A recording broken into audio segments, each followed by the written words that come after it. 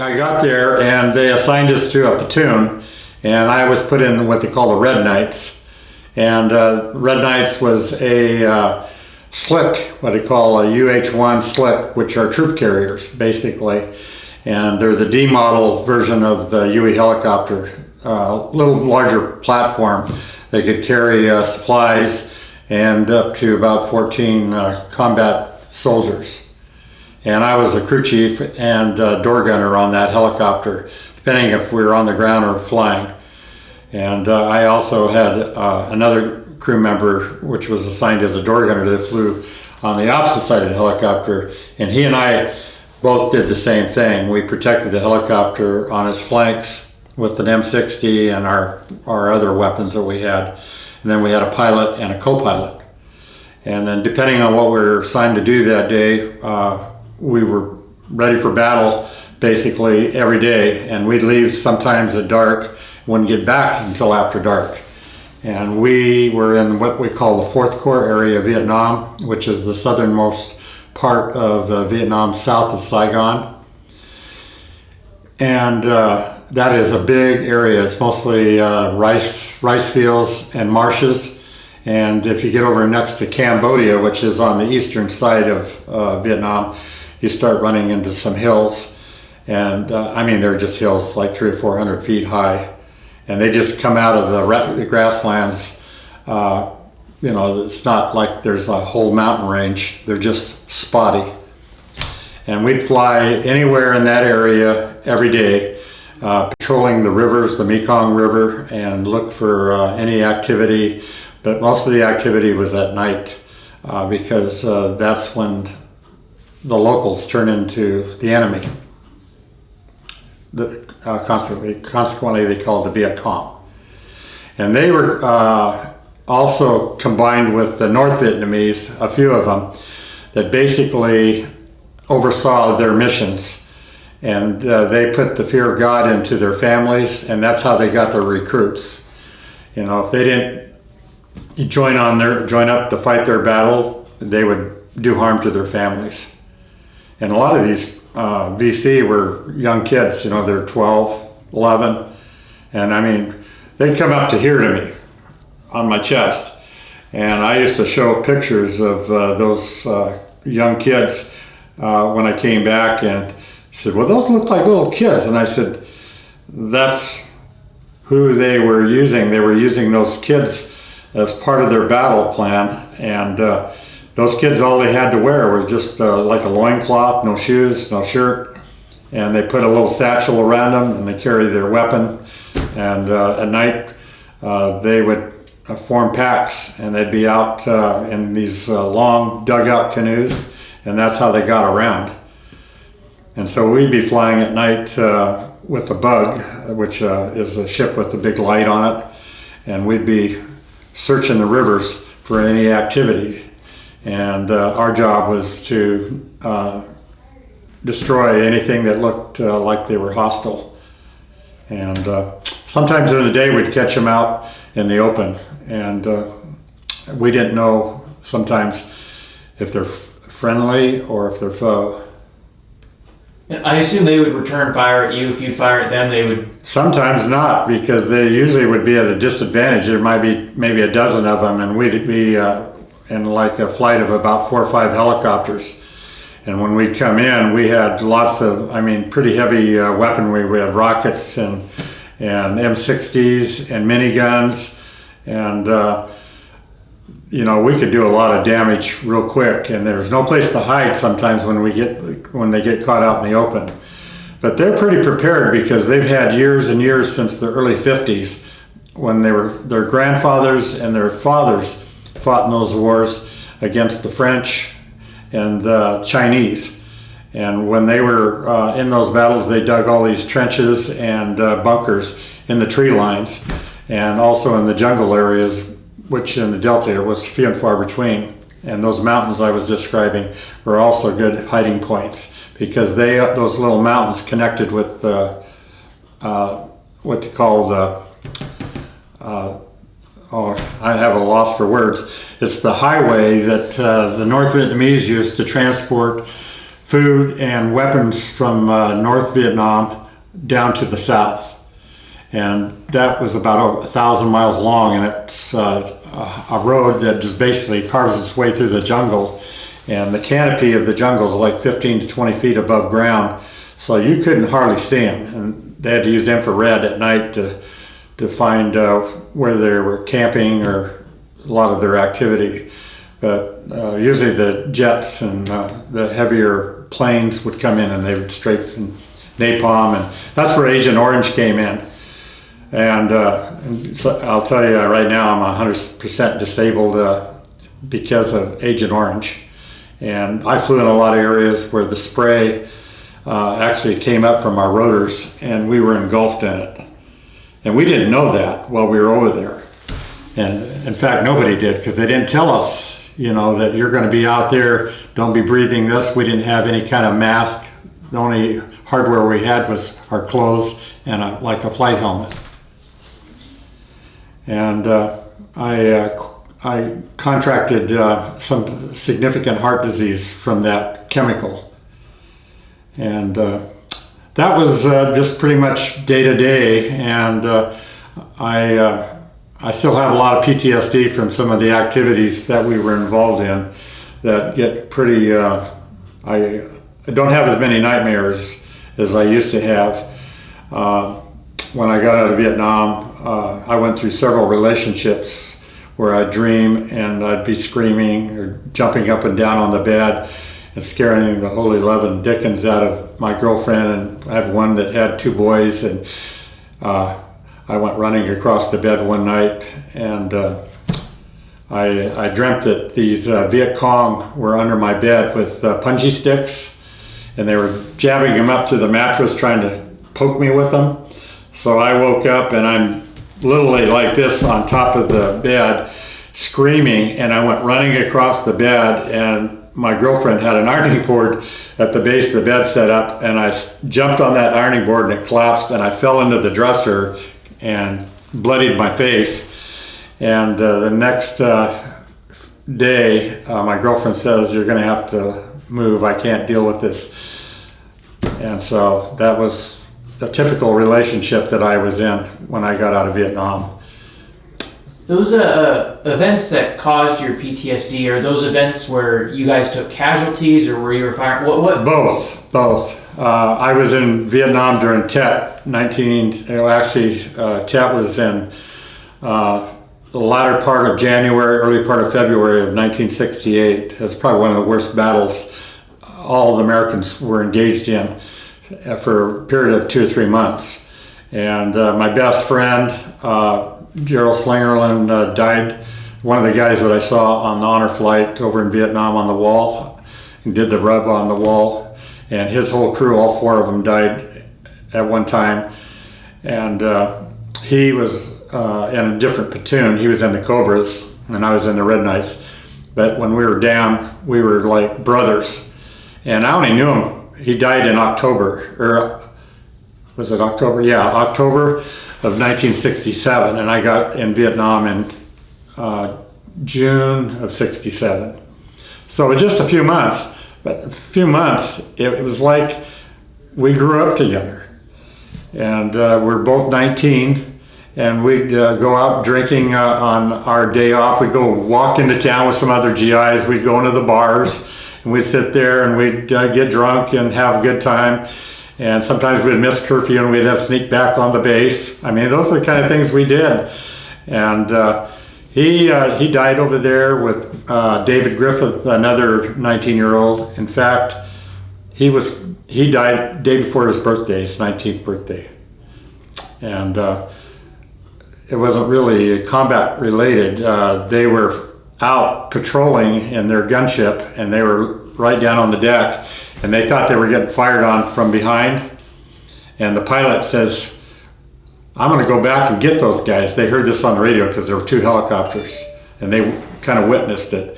He did a 180 with his helicopter. I mean, literally, he's flying 100 knots, and he turns that helicopter around. And as he turns it around, one of the rotor blades comes loose and flies off. And the helicopter just exploded at that point into the ground and killed everybody. And the second helicopter just got there as the thing was on fire. There was nothing left of it.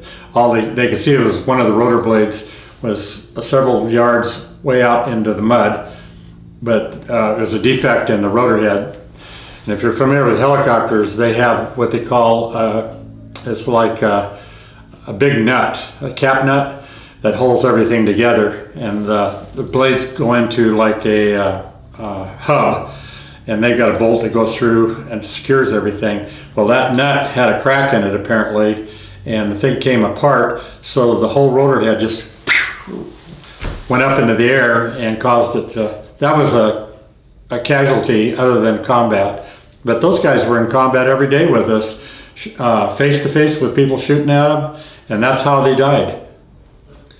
And then Poole, my gunner, during Tet, we were getting mortared that night, and everybody was running out to the airfield, and our staging point was a bunker under the command post, which was like a 20 or 30 foot high tower, control tower.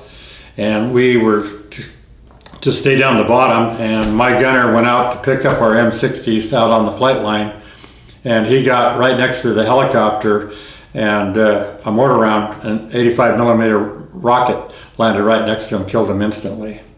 That was my gunner, Poole. And he flew on that first helicopter there in that picture. He was with me for several months, and he's buried in Kentucky, but he's on the wall. And my worst experience is flying over to the Cambodian border, and we landed in a little, it's kind of I call it a mud hole, because we had some Green Berets that were stationed in this little complex surrounded with concertina wire. The only good thing about that little base is they had a great tiki bar. And every time we got there, we were bringing them rations and steaks and stuff because they took care of those guys. But while we were there, we got a call from a captain in the Air Force. He was flying one of these light observation planes, and he spotted combatants out by the mountain area. And it looked like they were hostiles. And we were the only helicopter within probably 100 miles that could engage these guys. So we jumped in our helicopter and we flew out there. Pretty soon we spotted the airplane, and he's telling us he's going to drop smoke on him. He's got these rocket pods on the wings of his airplane, and he shot a smoke grenade in the location of the combatants. And so when he did that, we could spot them right now, because these guys are traveling across this savanna with waist-high grass and water, and they've got a ox cart with an oxen pulling it, and then they got 55-gallon drums in the back, and they're armed. And we got out there, and the captain got clearance for us to kill all these guys. So we did that, and my captain on the aircraft told us we're going to go down and we have to take pictures and get a body count. So we went down there, and he set the helicopter down right on top of we didn't get set down in the water, we were just kind of hovering, and I didn't tell him, but I saw movement, and I jumped out of the helicopter, and I went looking for that guy I saw, and I couldn't find him at first, and then I saw this pile of straw or weeds, and I knew he was either on the backside of it or he was hunkering down in the water right next to it. And all I had was a 38 caliber pistol, so I'm walking over there, and I still got my flight helmet on, and I just unplugged my intercom. I didn't even tell him I got out of the helicopter. I just instinctively did that. And I'm walking over there, and I go around there, and here's this guy. He's laying on his belly, and he turns real quick, and I stopped from shooting him because I noticed his back had a bullet wound from my M60 all the way down his back and went through his calf and in through his heel, and he was pretty badly wounded. So he was just staring at me, and he was just shaking. So I picked him up, I threw him over my shoulder, and as I turned around to go back to the helicopter, my helicopter took off. they didn't know I jumped out of the helicopter. And my gunner was just focused on what was going on the other side of the helicopter, so he figured I was doing the same thing. So it took about maybe 20 minutes to a half an hour before they came back. And I'm standing there out in the middle where all these bodies are, and I got this guy on my shoulder, and my pilot turns around and he comes back, and they see me there, and I put the guy in the helicopter, and he's bleeding, he's still alive, and I put my intercom back on, and my pilot's just reaming me. And I said, "Sorry, sir, I just instinctively had to do that." And anyway, they were going to court-martial me, and they changed their mind. They decided I was okay. But all the way back to our base, which was over an hour flight, I had to look at that guy staring at me, because he gave me the look that I'll never forget. And he probably, I don't know, had a white hair, gray beard, and Asians don't have much hair on their face. But he just glared at me the whole time, didn't say anything. He just looked at me like I was the most evil person there is. And I never got over that. But we did the body count, and one of the combatants was a little girl. And I don't know how old she was, but we left him there for another helicopter to come out and pick him up. And I still have nightmares of that day. To this day, I still remember seeing that guy staring at me all the way back.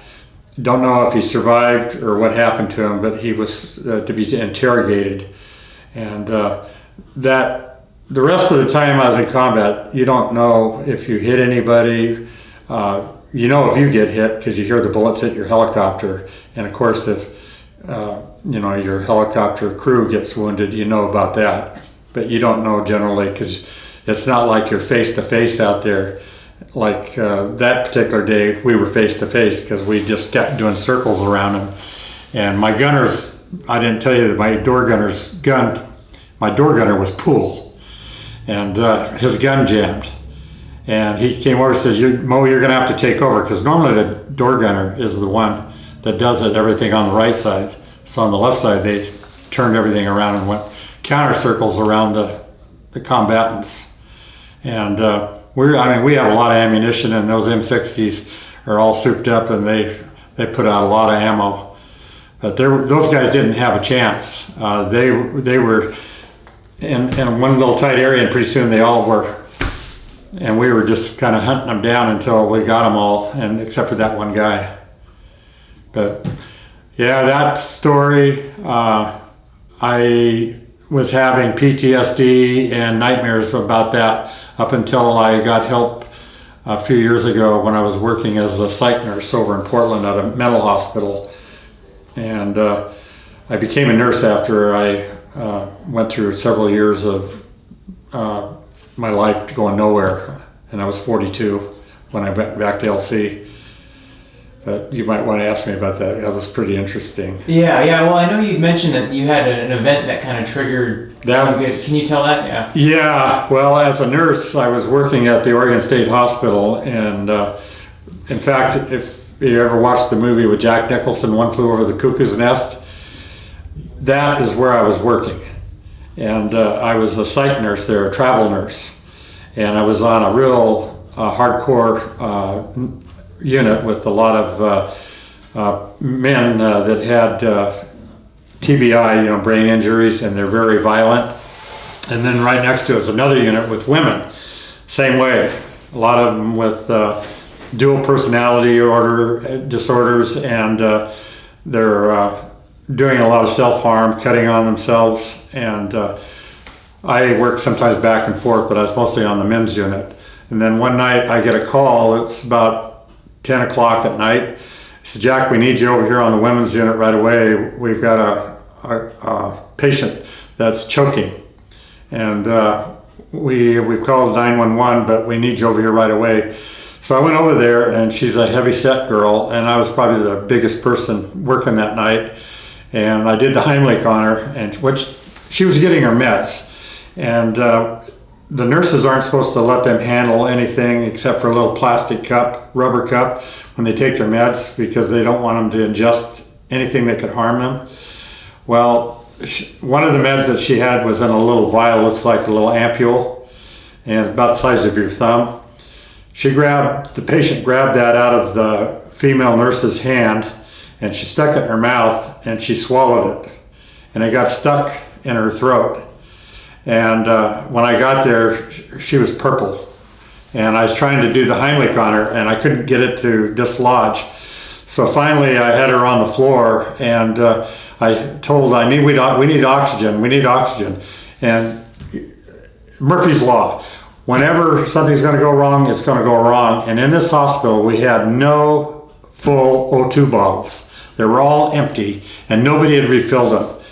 So they brought 3 or 4 bottles up there, and she's getting more unconscious at the time. In fact, her eyes are starting to dilate, and I knew she was going, and I couldn't give her CPR because couldn't get any air in her airway because it's plugged up with this vial. And I could see the cap in her throat, but it just wasn't coming out. And we're still minutes away from the EMTs getting there, and I couldn't revive her. She died in my arms right there, or actually when the EMTs showed up. She was 23 years old. But that wasn't the first time she did something like that. She went to the ER at, I think it was a Good Sam's in Portland, North Portland, many times. And they have in fact, to this day, I think it's still there, they have a big board on the wall, and her name is on it. It says something about Rita's wall or something. It's all the things that she did to hurt herself that got her to the ER. Knives, pencils, and med bottles, all kinds of things over a period. She'd been in that hospital for, well, she was 23 since she was 18. And anyway, she died, and by the time I got out of the hospital, I was supposed to leave the next day for my next assignment, which is 13 weeks at another hospital.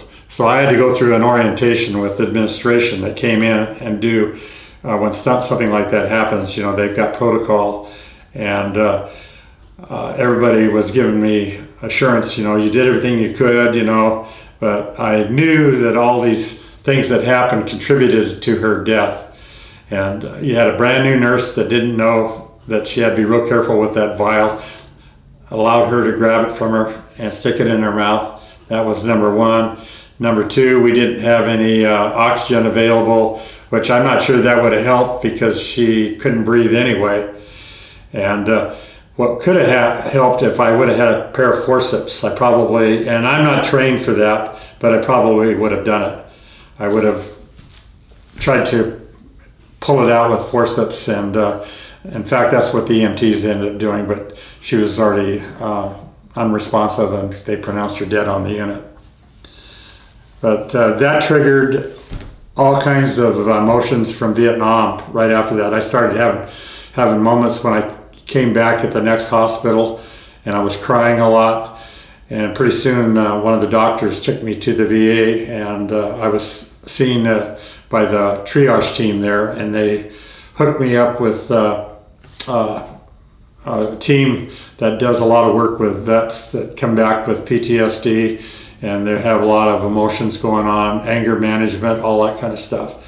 And I did that for a week, and from then on, I started getting involved with the veterans, and I was almost 41, 42, but I've come a long ways since I was in my 20s and 30s, and thank God I'm involved with other vets. And even here in the local valley, I belong, and my patch on the back, I'm part of the Combat Vets Association. And also I'm a contributor to the new vet center, and I belong to the VA, or the Veterans of Foreign Wars, and a couple other organizations up in the Winchester area, and getting all that support. And I just got my Quilt of Valor last summer from the city of Craigmont, up on the hill of all places. And then I got picked to go on the honor flight. I said, wow, life is good.